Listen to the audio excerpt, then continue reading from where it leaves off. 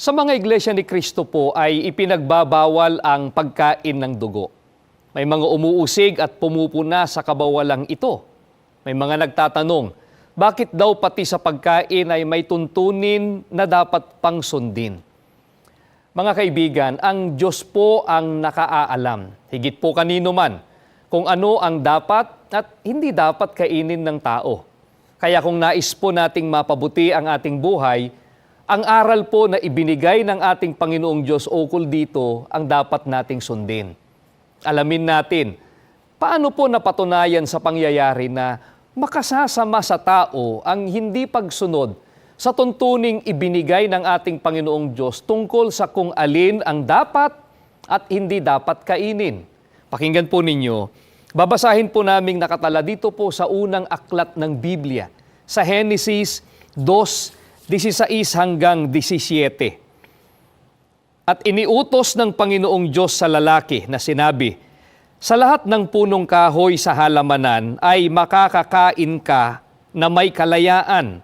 Datapwat sa kahoy ng pagkakilala ng mabuti at masama ay huwag kang kakain, sapagkat sa araw na ikaw ay kumain niyaon ay walang pagsalang mamamatay ka. Mga kaibigan, gaya po ng binasa namin ay may ipinagbawal sa mga unang tao. Ano pong napatunayan ng mga talata na ating binasa? May tuntunin po na inilagda ang ating Panginoong Diyos kung ano ang nararapat at hindi nararapat kainin ng tao. Ano po ang masamang ibinunga ng labagin ng mga unang tao ang tuntuning ito ng ating Panginoong Diyos? Ituloy po natin ang pagbasa dito pa rin po sa Genesis, sa 3:17 hanggang 19, 23 hanggang 24. At kay Adam ay sinabi, sapagkat iyong dininig ang tinig ng iyong asawa at kumain ka ng bunga ng punong kahoy na aking iniutos sa iyo na sinabi, huwag kang kakain niyaon. Sumpain ang lupa dahil sa iyo. Kakain ka sa kanya sa pamamagitan ng iyong pagpapagal sa lahat ng mga araw ng iyong buhay. Ang isisibol niyaon sa iyo ay mga tinik at mga dawag. At kakain ka ng pananim sa parang. Sa pawis ng iyong mukha ay kakain ka ng tinapay hanggang sa ikaw ay mauwi sa lupa sapagkat diyan ka kinuha, sapagkat ikaw ay alabok at sa alabok ka uuwi. Kaya pinalayas siya ng Panginoong Diyos sa halamanan ng Eden upang kanyang bukirin ang lupaing pinagkunan sa kanya. Ano pat itinaboy ang lalaki at inilagay sa silanganan ng halamanan ng Eden ng mga kerubin at ang isang nagniningas na tabak na umiikot upang ingatan ng daang patungo sa kahoy ng buhay. Mga giliw po naming mga taga-subaybay, sinumpa po ang pamumuhay at ang buhay ng tao dahil sa paglabag niya sa utos ng ating Panginoong Diyos. Napatunayan po sa pangyayaring ito na hindi po pagpapaumanhinan ng Panginoong Diyos ang sino mang lalabag sa tuntuning inilagda niya patungkol sa pagkain. Pag-usapan po natin ang tungkol sa dugo. Sino rin po ang nagbabawal ng pagkain ng dugo at kailan pa po ito ipinagbawal? Dito pa rin po sa Genesis, pakinggan po natin ang 9, 1 hanggang 4. At binasbasan ng Diyos si Noe at ang kanyang mga anak, at sa kanila'y sinabi, kayo'y magpalaanakin at magpakarami at inyong kalatan ang lupa. At ang takot sa inyo at sindak sa inyo ay mapapa sa bawat hayop sa lupa at sa bawat ibon sa himpapawid. Lahat ng umuusad sa lupa at lahat ng isda sa dagat ay ibinibigay sa inyong kamay. Bawat gumagalaw na nabubuhay ay magiging pagkain ninyo, gaya ng mga sariwang pananim na lahat ay ibinibigay ko sa inyo. Ngunit ang lamang may buhay na siya niyang dugo ay huwag ninyong kakanin. Mga kaibigan, bawal na po ng ating Panginoong Diyos sa panahon pa ni Noe ang pagkain ng dugo. Pagkatapos po ng bahang gunaw ay ibinigay na po ng ating Panginoong Diyos na pinakapagkain ng tao, hindi lamang po ang mga pananim, kundi maging ang mga gumagalaw na nabubuhay.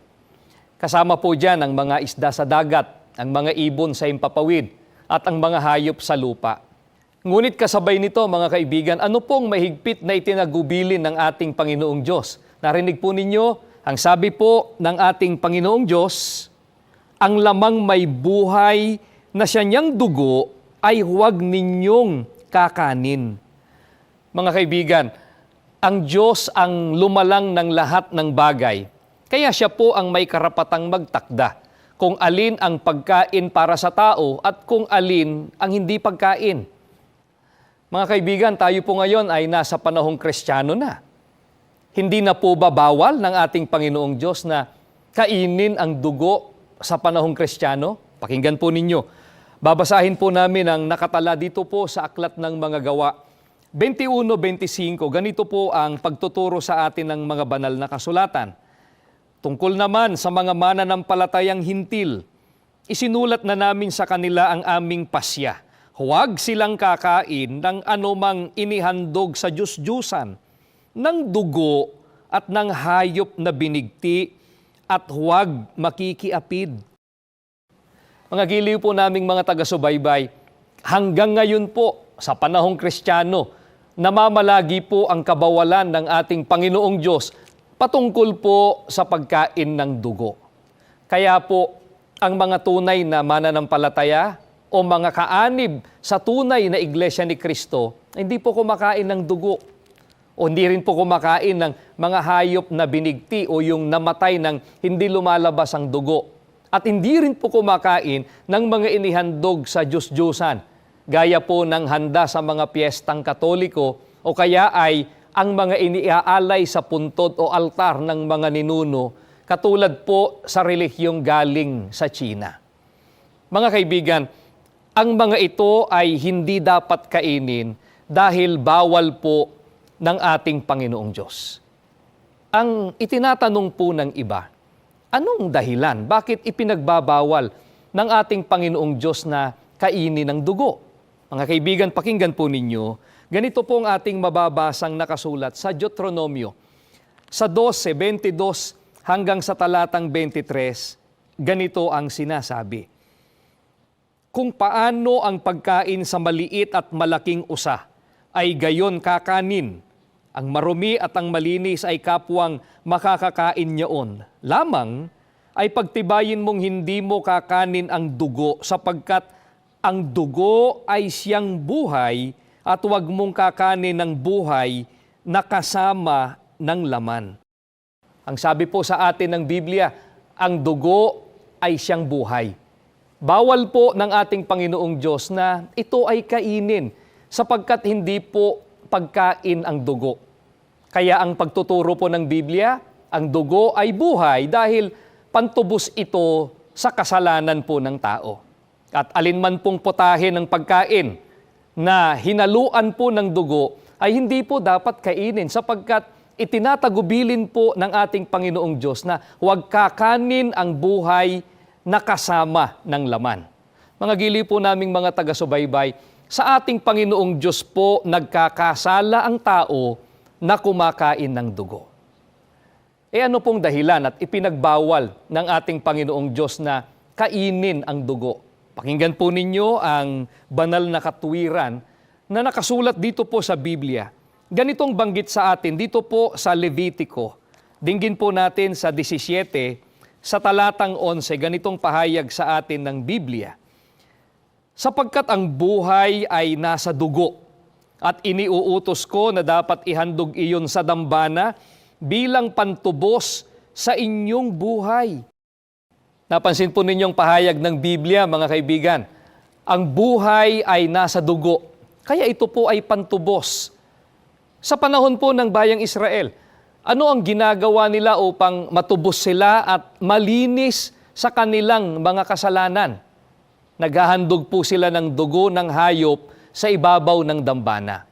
Ang dugo ay pantubos, kaya hindi po ito ibinigay ng Panginoong Diyos na maging pagkain.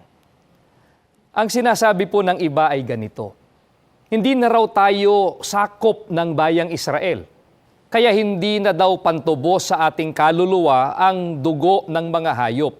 Dahil dito, ang sabi po nila, maaari na raw pong kainin ang dugo. Mga kaibigan, gaya po ng naiwan po nating katanungan, ano po ba ang inilalarawan ng dugo ng hayop na inihahandog noon ng bayang Israel bilang pantubos sa kanilang mga kasalanan? Pakinggan po ninyo ang pahayag ni Apostol Pablo dito po sa Hebreo, sa Gis, sa talatang 1. Sapagkat ang kautusan na may isang anino ng mabubuting bagay na darating, hindi ang tunay na larawan ng mga bagay, kailan paman ay di maaaring magpasakdal sa mga nagsisilapit sa pamamagitan ng mga hain na laging inihahandog sa taon-taon. Mga kaibigan, may inilalarawan po ang paghahandog ng dugo ng hayop sa ilalim ng palatuntunan ng pagsamba na nasa kautusan ni Moises sa panahon ng bayang Israel. Alin po ang mabuting bagay na inilalarawan ng paghahandog ng dugo ng hayop sa panahon ng bayang Israel bilang pantubos sa kanilang mga kasalanan? Tuloy po natin ang pagbasa dito pa rin po sa Hebreo. Ang sabi ni Apostol Pablo sa 9:13 hanggang 14, sapagkat kung ang dugo ng mga kambing at ng mga baka at ang abo ng dumalagang baka na ibinubudbod sa mga nadungisan ay makapagiging banal sa ikalilinis ng laman, gaano pa kaya ang dugo ni Kristo na sa pamamagitan ng Espiritu na walang hanggan ay inihandog ang kanyang sarili na walang dungis sa Diyos, ay maglilinis ng inyong budhi sa mga gawang patay upang magsipaglingkod sa Diyos na buhay.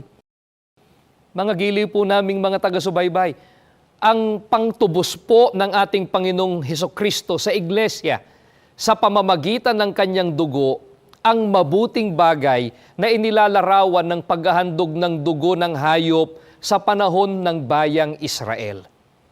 Kaya ano po ang ipinag-uutos ng ating Panginoong Diyos?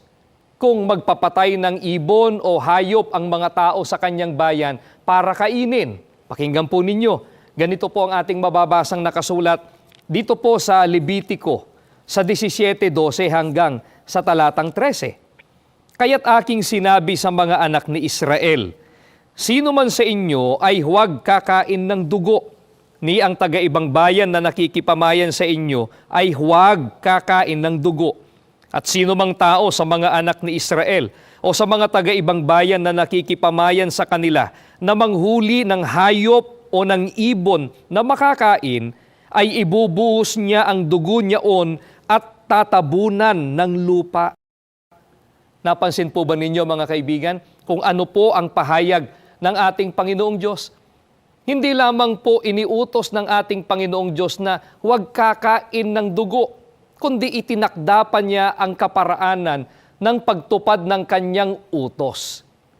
Batay po sa tagubiling ito na ibuhos ang dugo at tabunan ng lupa, ay maliwanag po na hindi po blood transfusion ang ipinagbabawal ng ating Panginoong Diyos. Ang tinutukoy po ng pagbabawal sa pagkain ng dugo ay ang itinakda ng ating Panginoong Diyos sa kanyang pahayag na ang manghuhuli ng hayop o ng ibon na makakain ay ibubuhos ang dugo niyaon at tatabunan ng lupa. Ang sabi po nila pagkain lang naman daw. Gaano po ba kasama sa harapan ng ating Panginoong Diyos kung ang sino mang tao sa kanyang bayan ay kumain ng dugo? Mga kaibigan, pakinggan po ninyo. Babasahin po namin ang nakasulat dito po sa Levitico, sa 17, sa talatang 10. Ang sino mang kumain ng dugo ay magiging kalaban ko at ititiwalag sa kapulungan. Mga kaibigan, napakabigat ng pagtuturing ng ating Panginoong Diyos sa sino mang kakain ng dugo. Itinuturing po na kalaban ng ating Panginoong Diyos ang sino mang kumain ng dugo, kaya hindi dapat manatili sa kanyang bayan.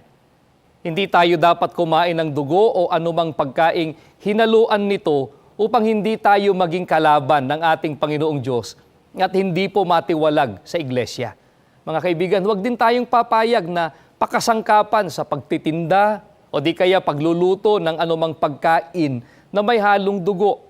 Huwag din tayong kakain ng mga inihandog sa Diyos-Diyusan at ng mga binigti.